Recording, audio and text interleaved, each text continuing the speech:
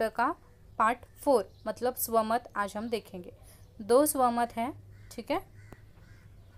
पहला देखिए, आपल्या पायांचे वातावरणावर उमटलेले ठसे आपल्याला सहजतेने पुसता येत नाहीत। या विधानाचा तुम्हाला कळलेला अर्थ स्पष्ट करा।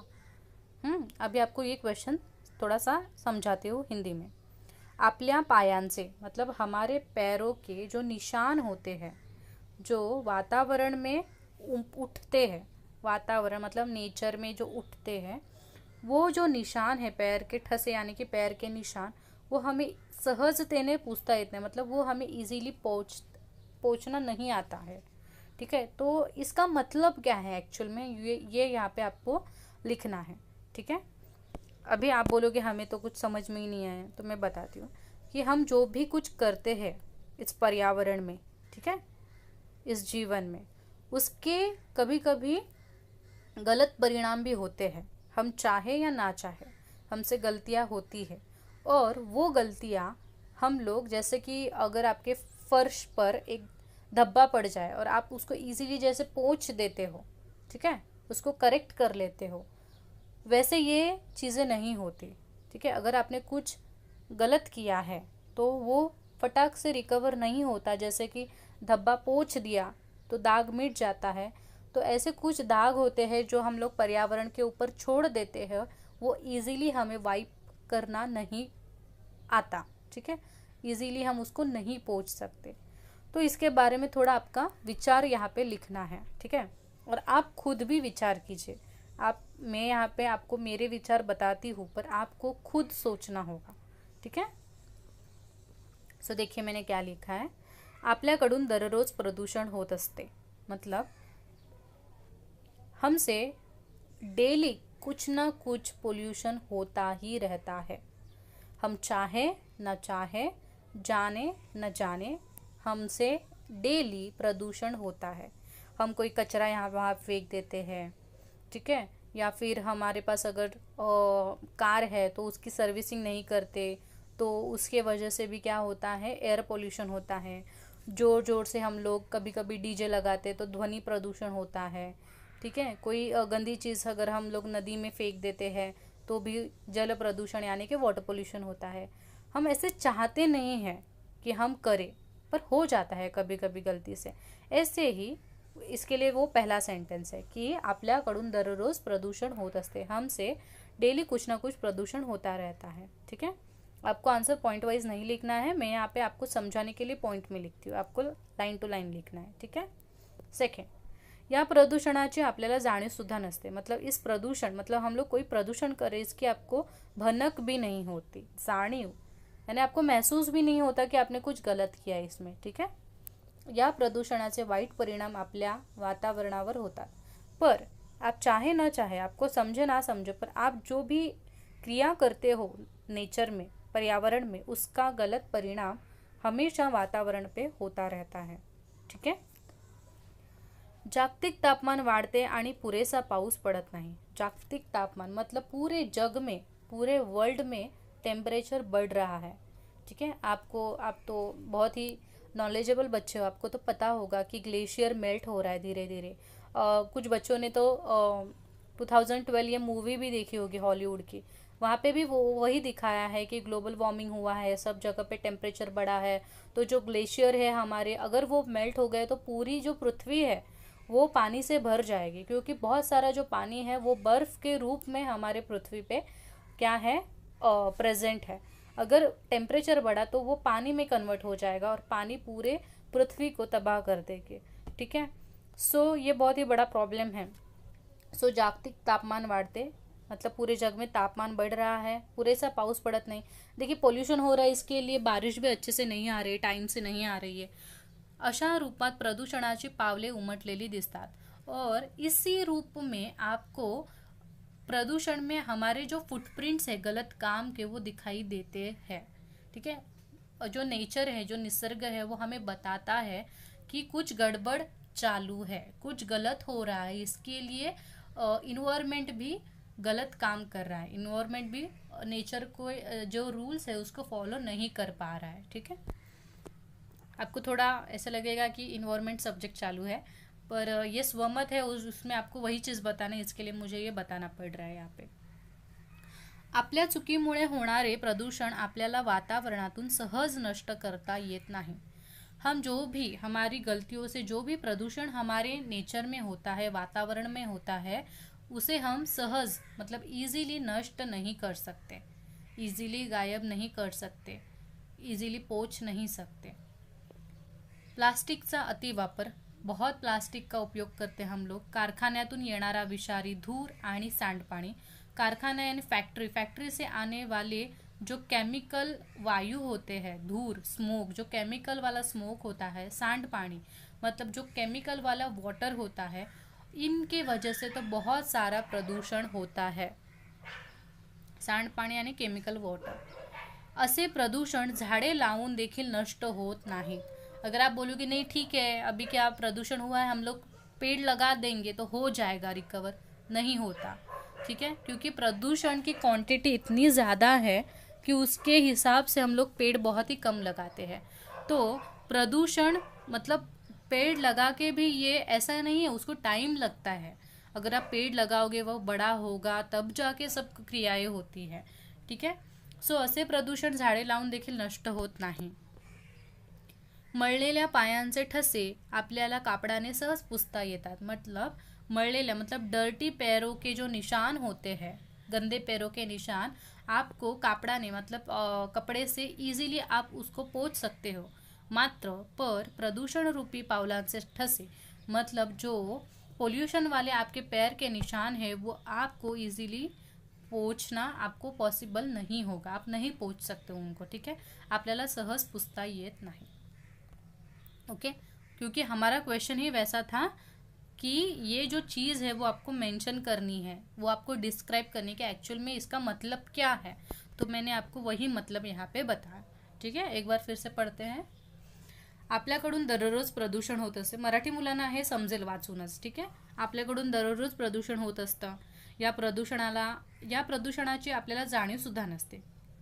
या प्रदूषणाचे वाईट परिणाम आपल्या वातावरणात होतात। जागतिक तापमान वाढते, पुरेसा पाऊस पडत नाही, अशा रूपात प्रदूषणाची पावले उमटलेली दिसतात। आपल्या चुकीमुळे होणारे प्रदूषण आपल्या वातावरणातून सहज नष्ट करता येत नाही।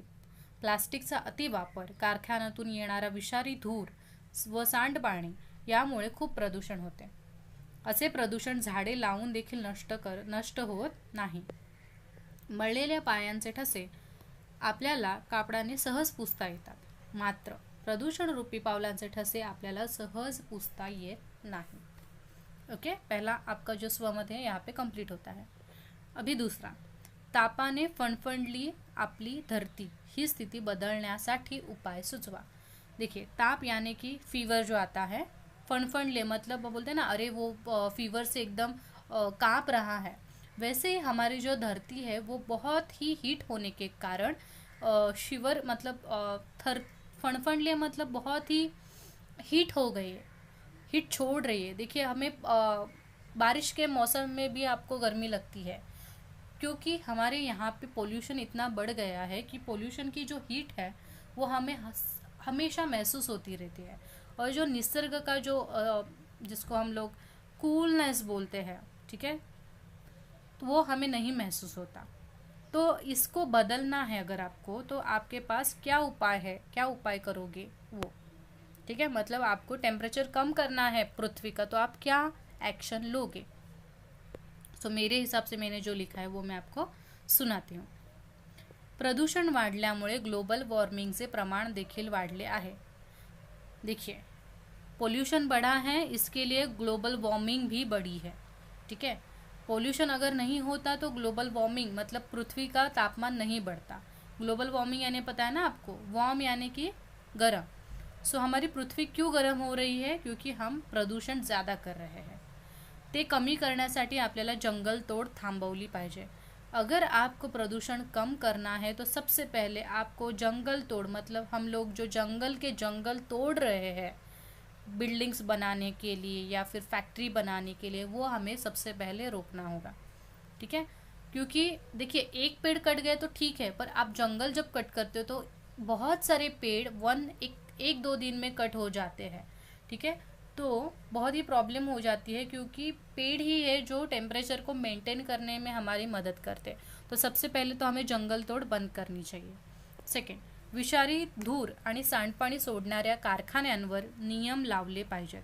मतलब जो टॉक्सिक वायु छोड़ते हैं, विषारी वायु जो छोड़ते हैं ऐसे कारखाने, ऐसी जो फैक्ट्रियां हैं, और सांड पानी यानी मैंने आपको बताया केमिकल वाटर, ये जो फैक्ट्री छोड़ती है नदी में, ठीक है, या फिर नेचर में, इन्वायरमेंट पे, उन पे कुछ नियम लगाने चाहिए.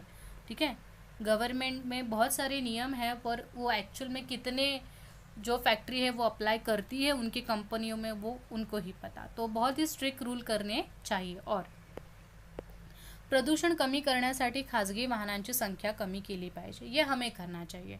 क्या करना चाहिए कि अगर आपको प्रदूषण लगता है कि कम हो जाए, तो हमारी जो खाजगी वाहन, खाजगी मतलब हमारे जो पर्सनल व्हीकल है, जैसे कि पर्सनल कार, उसका यूज़ हमें कम करना चाहिए.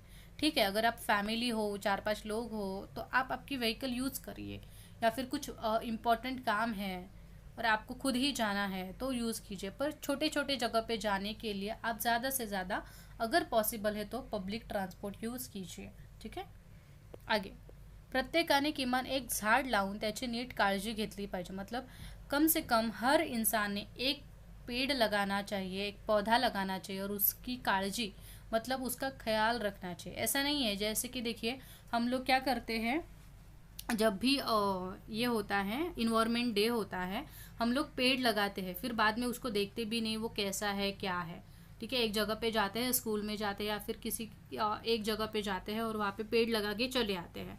पर ऐसा नहीं करना है, उसको हमें उसका ख्याल भी रखना है कि वो बढ़ रहा है कि नहीं. ठीक है, ऐसा आपको एक पेड़ लगाना चाहिए. तरच ही भयानक परिस्थिती आणि ग्लोबल वॉर्मिंगचे प्रमाण कमी होऊ शकेल. तभी जाके ये जो भयानक परिस्थिति है, जैसे कि ग्लोबल वार्मिंग, जैसे मैंने बोला 2012 मूवी में आपको देखोगे, जिन्होंने नहीं देखी उनको देखना चाहिए वो मूवी 2012. ठीक है, तो आपको पता चलेगा इतनी भयानक स्थिति हो जाती है ग्लोबल वार्मिंग. तो ये दोनों भी जो है वो तभी, उनका जो प्रमाण है तभी कम हो जाएगा जब आप ऐसा सब एक्टिविटी करोगे. तो ये मेरा आंसर है. आपको और ऐड करना होगा तो कीजिए, पर प्लीज़ उसमें कुछ रिड्यूस मत कीजिए, क्योंकि स्वमत है, आपको कम से कम इतना तो लिखना ही है उसमें. ठीक है, एक बार फिर से पढ़ेंगे. प्रदूषण वाढल्यामुळे ग्लोबल वॉर्मिंगचे प्रमाण देखील वाढले आहे. ते कमी करण्यासाठी आपल्याला जंगलतोड थांबवली पाहिजे. विषारी धूर आणि सांडपाणी सोडण्याच्या कारखान्यांवर नियम लावले पाहिजेत. प्रदूषण कमी करण्यासाठी खाजगी वाहनांची संख्या कमी केली पाहिजे. प्रत्येकाने किमान एक झाड लावून त्याची नीट काळजी घेतली पाहिजे. तरच ही भयानक परिस्थिति आणि ग्लोबल वार्मिंगचे प्रमाण कमी होऊ शकेल. Okay, very good. अभी दोनों क्वेश्चन आंसर आपको समझ में आए होंगे, आई होप समझे होंगे.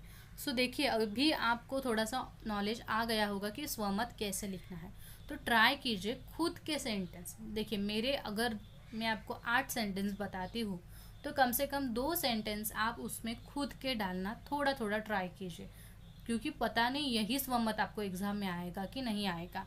ठीक है, तो आपको भी स्वमत लिखने की थोड़ी सी प्रैक्टिस होनी चाहिए. इसके लिए ट्राई कीजिए कि आज से 2 सेंटेंस आप खुद के छोटे बनाओ, इजी बनाओ, पर खुद के बनाओ. ठीक है. सो अगर आपको वीडियो अच्छी लगी होगी तो वीडियो को लाइक कीजिए. चैनल को जिन्होंने अभी तक सब्सक्राइब नहीं किया है तो प्लीज़ कीजिए, क्योंकि वो फ्री ऑफ कॉस्ट है. आपको सिर्फ सब्सक्राइब कर का वो जो बटन है वो प्रेस करना है, बेल आइकन को क्लिक करना है ताकि आपको नोटिफिकेशन आ जाए. और आपके दोस्तों के साथ ये वीडियो ज़रूर शेयर करना है ताकि उनकी भी थोड़ी हेल्प हो जाए.